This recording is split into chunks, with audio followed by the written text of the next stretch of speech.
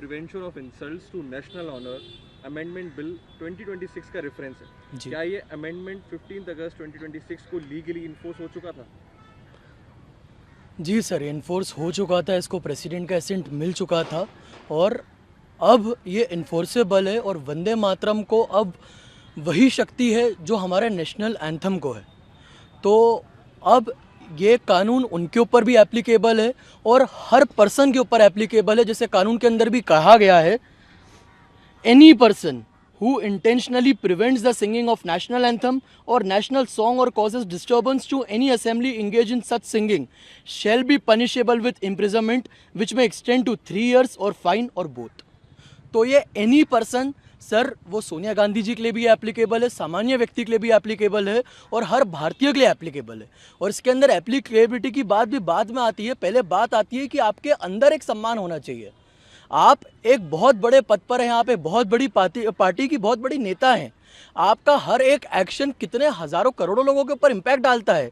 अगर आप वंदे मातरम का खुलेआम ऐसे विरोध करेंगे, ऐसे जेस्चर करेंगी, जिसको रोकने का प्रयास करेंगी, तो वो तो सर देश सहन नहीं कर पाएगा।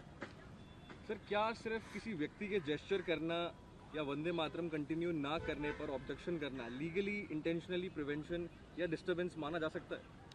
सर बिल्कुल, अगर एक गैदरिंग के अंदर जहाँ पर वो स्टेज हेड कर रही हैं, वहाँ पे वो स्टेज पर हैं, वहाँ पे वंदे मातरम का गान हो रहा है हमारे, वो भी इंडिपेंडेंस डे पर, वहाँ पर उस समय पर अगर बीच वंदे मातरम में वो जेस्चर करके रोकने का प्रयास करती हैं तो बिल्कुल वो डिस्टर्बेंस के अंदर काउंट होगा और मान्य होगा। सर एक सवाल और है कि इस कंप्लेंट में सबसे बड़ा लीगल क्वेश्चन क्या है? ऑफेंस का होना, इंटेंशन प्रूव करना या रिलेवेंट लॉ का इंसिडेंट डेट पर फोर्स में होना?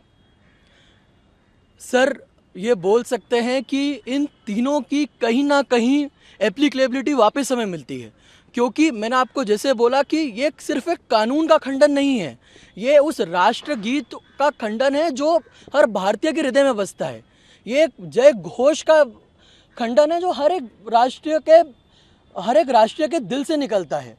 तो अगर आप उस राष्ट्रगीत को अपमानित करेंगी तो आप एक सेक्शन का तो वायलेशन कर ही रही हैं, लेकिन आप उस हर भारतीय हृदय को चोट पहुंचा रही है जिसके हृदय से ये गीत निकलता है। सर एक आखिरी सवाल जी, अगर 15 अगस्त 2026 को नेशनल सॉन्ग जी, लीगली प्रोटेक्शन देने वाला अमेंडमेंट फोर्स में ही नहीं था, तो फिर सोनिया गांधी और राहुल गांधी के खिलाफ एफआईआर एग्जैक्टली किस एग्जिस्टिंग लॉ और किस सेक्शन के अंडर सस्टेन करेगी?